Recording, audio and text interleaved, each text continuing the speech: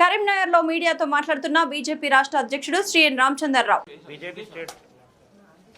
అందరికీ నమస్కారం. కరీంనగర్ జిల్లా భారతీయ జనతా పార్టీ శిక్షణ తరగతులకు వచ్చినట్టు మీ అందరినీ కలిసి మీతో మాట్లాడే అవకాశం దొరికింది. కొన్ని రోజులుగా భారతీయ జనతా పార్టీ నాయకులు, మా ఎమ్మెల్యేలు, మా ఎంపీలు, మా ఎమ్మెల్సీలు రాష్ట్ర వ్యాప్తంగా అనేక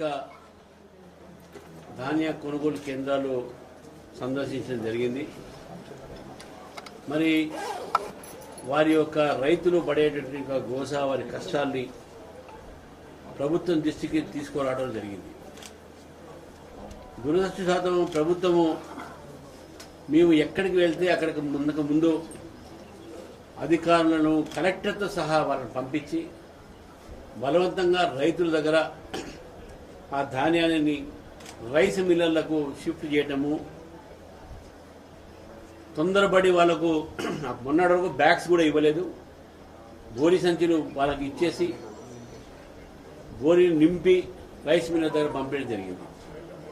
మరి దాంట్లో కూడా ఒక బస్తాకు 41 కిలోలు ఉంటే మరి క్వింటాలకు దాదాపు 10 కిలోలు తరువు చేసేటటువంటి ఒక దీంట్లో తక్కువకు ఈరోజు రైస్ మిల్లర్కు డిస్ట్రెస్ ట్రేల్ ఇంకా తప్పనిసరిగా రైతులు అమ్ముకునే పరిస్థితి నిర్మాణమైంది.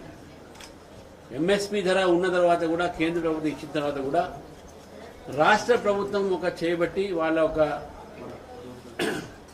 ఏదైతే రైస్ మిల్లర్స్తోని వాళ్లకు జరిగినటువంటి ఒక ఒప్పందంతో రైతులని బలవంతంగా తక్కువ ధరకు అమ్మించేటటువంటి వాతావరణాన్ని ఈ రాష్ట్రంలో నిర్మాణం చేశారు. దురదృష్టవశాత్తు ఏంటంటే ఈ యొక్క రాష్ట్రంలో మంత్రులు కూడా ఒకరికొకరికి వారు చెప్పే మాటలో పొంతం లేదు. సివిల్ సప్లైస్ మినిస్టర్ గారు మేము 60 లక్షల మెట్రిక్ టన్నులు కొన్నామని చెప్తున్నాం. దాని వేరే మంత్రులు మేము 40 కొన్నాం, 50 కొన్నాం చెప్తా ఉన్నారు. కేంద్ర ప్రభుత్వమే మొత్తం కొనాలి అని చెప్తా ఉన్నారు.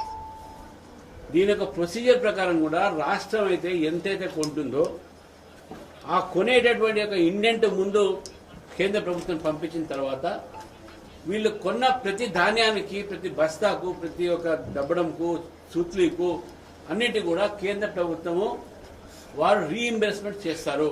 ఇది ప్రొసీజర్.